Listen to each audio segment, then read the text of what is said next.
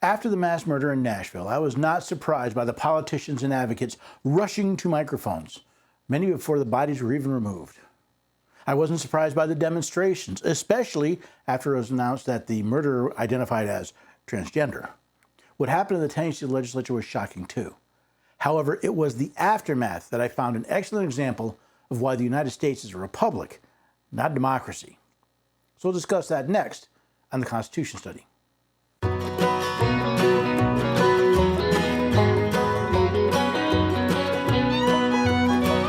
Neighbors and have a few good friends. Every day we're everyday Americans. Oh, every day we're everyday Americans.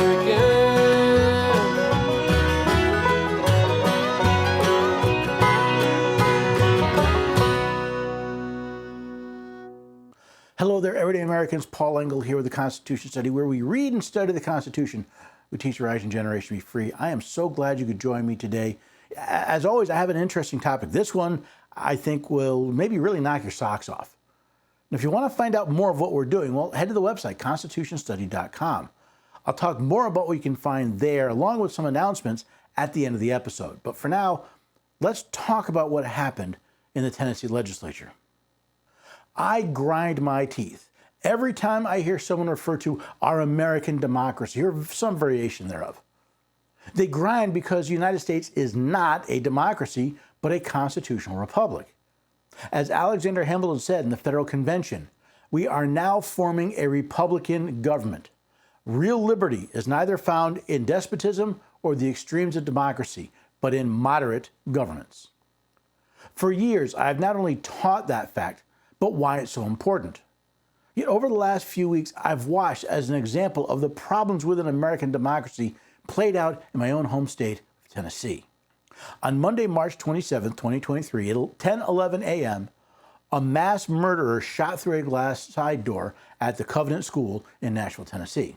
Members of the Metro Nashville Police Department were notified at 10:13, were on site by 10:23, and dispatched the murderer approximately 2 minutes after they arrived. This murderous attack of a disturbed individual led to the expected calls to further infringe on the people's right to keep and bear arms. This included a demonstration at the Tennessee State Capitol. On March 30th, 2023, approximately 1,000 people arrived at the Capitol building in Nashville to demonstrate for more restrictive gun laws, many of whom made their way into the Capitol itself. At that time, 3 members of the House interrupted legislative business by going to the podium with a bullhorn to lead protesters in the galleries in shouts for more gun reform. The following Monday, resolutions were brought to the floor to expel the 3 legislators who led the disruption, as allowed by Article 2, Section 12 of the state constitution. Each House may determine the rules of its proceedings, punish its members for disorderly behavior, and, with the concurrence of 2/3, expel a member, but not a second time for the same offense, and shall have all of the powers necessary for the branch of a legislature of a free state. Now, 2 of the 3 legislators, Justin Jones and Justin Pearson, were expelled, while the resolution against the 3rd, Gloria Johnson, fell 1 vote short. This led to the immediate reaction from both the political and the talking head classes, claiming the move was everything from unconstitutional to undemocratic. They were invited to the White House, and Vice President Harris went to Nashville to visit them, though she didn't have the time to meet with the families of the victims. Shortly thereafter, first the Metro Nashville Council and then the Shelbyville County Council voted for interim representatives to hold their seats until the next general election. Both councils voted unanimously to place the expelled legislators as their own interim replacements.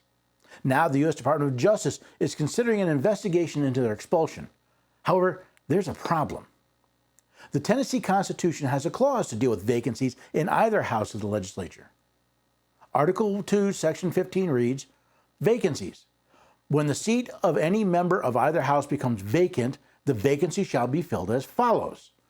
Subparagraph B, it reads, when less than 12 months remain prior to the next general election for legislators, a successor shall be elected by the legislative body of the replaced legislator's county of residence at the time of his or her election.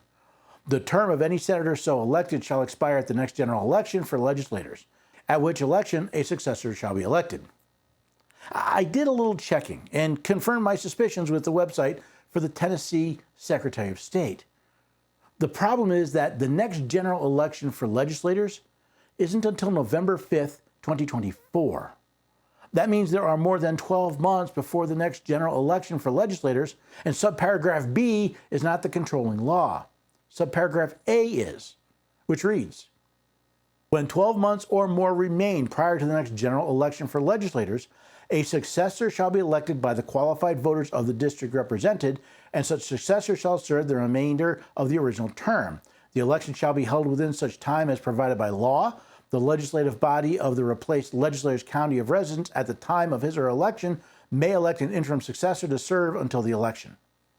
As of the time of this recording, the two expelled legislators have retaken their seats by a vote of their city and county legislatures.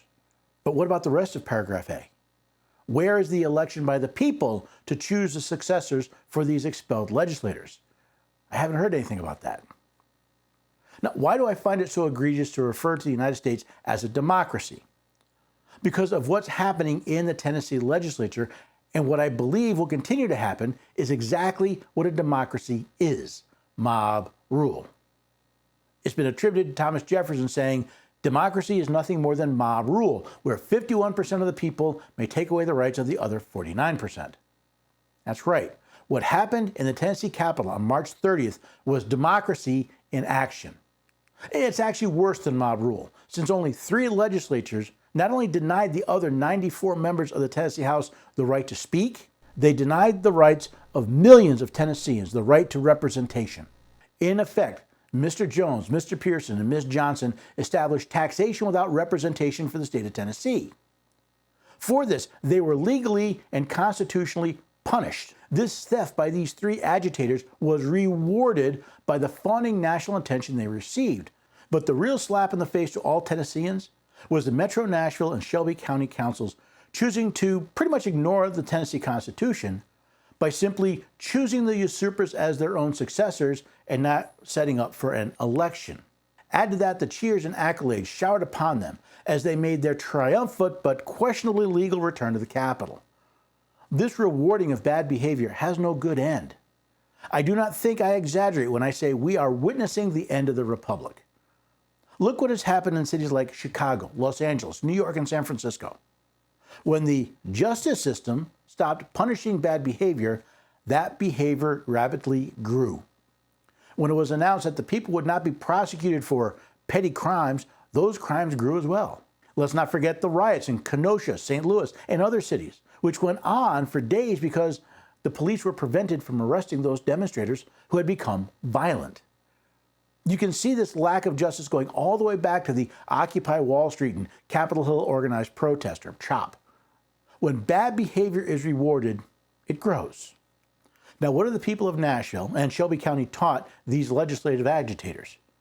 They can stop debate on anything they don't like and get away with it. Sure, they may be expelled, but their cohorts in city and county government will simply restore them to office, even if it's illegal. This means the state's legislative process can be held hostage by any member willing to debase themselves as these 3 did. How long before others learn of this newfound power to squelch debate? How long before the legislative process comes to a halt because radicals on both sides are unwilling to debate and compromise? How long before the republic stops functioning? What would happen if the legislative process were to grind to a halt? Sure, there would be no new laws, but there would also be no new funding for programs, for law enforcement, for infrastructure, or even for salaries. How would we pay for our schools, get our driver's licenses, or repair our roads? How many Tennesseans would call for Governor Lee to do something in the face of this craziness? I'm reminded of the wise words from George Washington in his farewell address. The alternate domination of one faction over another, sharpened by the spirit of revenge natural to party dissension, which in different ages and countries had perpetuated the most horrid enormities, is itself a frightful despotism. But this leads at length to a more formal and permanent despotism. The disorders and miseries which result gradually incline the minds of men to seek security and repose in the absolute power of an individual. And sooner or later, the chief of some prevailing faction, more able or more fortunate than his competitors, turns this disposition to the purpose of his own elevation on the ruins of public liberty. Even worse, what if this cancer were to spread? What if legislators in other states realized they would be lionized for disrupting the legislative process? If you think only Democrats would do such a thing, think again. How many other states would crumble and fall under such an onslaught? What if this cancer were to metastasize all the way to the United States government? We've already seen plenty of presidents willing to rule by fiat. Do you really think they would not do so again in a situation where the legislature was paralyzed? What can we do? These are perilous times in which we are living. If you also live in the state of Tennessee, I recommend we do a few things. I have sent my state representative and senator a proposal for an amendment to the Tennessee Constitution that would prohibit an expelled or disciplined member from being eligible as a successor until a general election for their seat had been held. I recommend you do the same, but that's just the beginning. The people of Tennessee must stand up and take control of our legislature. First, we must meet with our state legislators and impose upon them the importance of ensuring the legislative process is allowed to proceed without the extortion of disorderly behavior. Let them know that we will support them when they enforce the Tennessee Constitution, including when the expected backlash comes. Next, we need to tell the Speaker of the House, Cameron Sexton, that he must refuse to recognize these two interlopers, as their appointment to their seats is questionable. Also, in the future, he must refuse to recognize any member who is expelled and restored as his or her own successor when it comes to debates on the floor or committee assignments. If the people of Nashville and Shelby County wish to punish the state for punishing their bad legislative actors, then we must punish them for denying us representation. This would, of course, create a tremendous backlash among the rabble-rousers, especially those in political office and the media. We must prepare for that. Not only must we convince our representatives to support Speaker Sexton in such a move, we must be willing to do so ourselves. We also need to encourage Governor Lee to protect this state from illegal federal interference. Unless and until the federal government can show probable cause that a legitimate federal law was violated, any threatened investigation into the expulsion of these two troublemakers will be opposed within the state. Should a federal actor attempt to violate the sovereignty of the state of Tennessee by investigating what is a state matter, they should be arrested for obstruction of justice and interfering with the state's government. We, the people of Tennessee, must be willing to support Governor Lee in such an endeavor, and we need to let him know that now. Think of how much time, effort, and money we Tennesseans devote to things like sports. How many people take the time and spend the money to go to a Titans or Predators game? What about traveling to watch the University of Tennessee, Vanderbilt, or other college teams play? How much time do you devote to NASCAR, hunting, fishing, or other endeavors? The future of the Republic lays in your hands. Won't you devote some time, effort, and money to make sure you can continue to live free? This must be a litmus test for all elected officers at all levels. Either they help ensure the future order of the legislative process, or they lose their next election. No compromise. This is also a litmus test for every Tennessean. It's not good enough to wait for someone else to do something. It's not sufficient to simply write letters and post tirades. Either get up off your butt and do something, or suffer the shame and ridicule from others when the republic falls and the empire of mob rule takes over. As Thomas Paine said, these are the times that try men's souls. The summer soldier and sunshine patriot will, in this crisis, shrink from the service of their own country. But he that stands it now deserves the love and thanks of man and woman. Tyranny, like hell, is not easily conquered. Yet we have this consolation with us, that the harder the conflict, the more glorious the triumph. What we obtain too cheaply, we esteem too lightly. It is the dearness only that gives everything its value. America is in no less a crisis today. Are you a summer soldier or a sunshine patriot? Will you shrink from the service to your state and your country? Or will you stand with me and earn the love and thanks of all Tennesseans and, in fact, all Americans? The choice, ladies and gentlemen, is yours. Having watched the events on March 30th at the Capitol, well, it gave me a heavy heart. As I've learned and studied and read more from our Constitution, it's really pissed me off.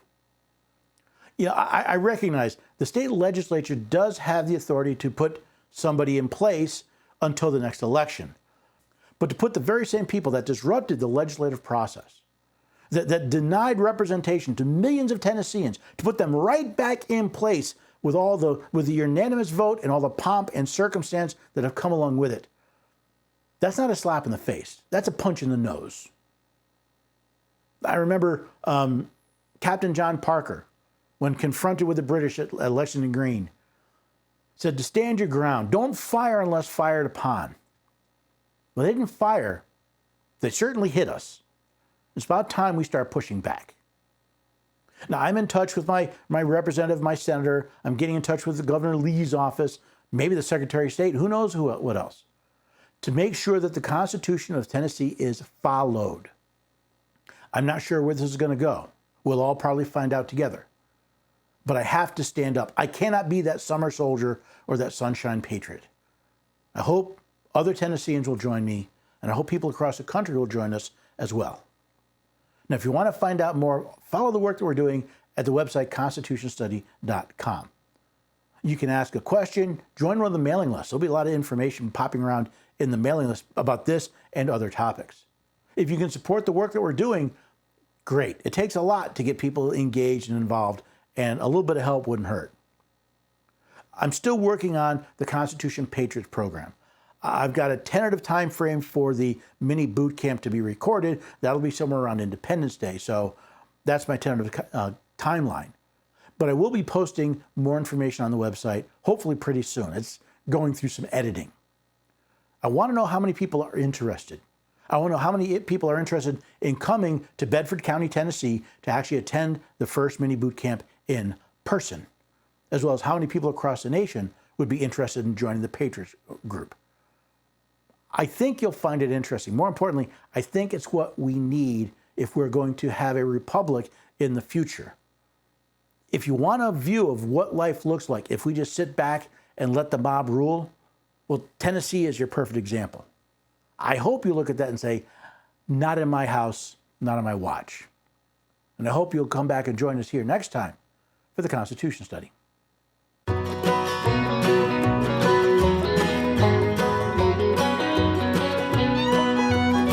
the neighbors and have a few good friends every day.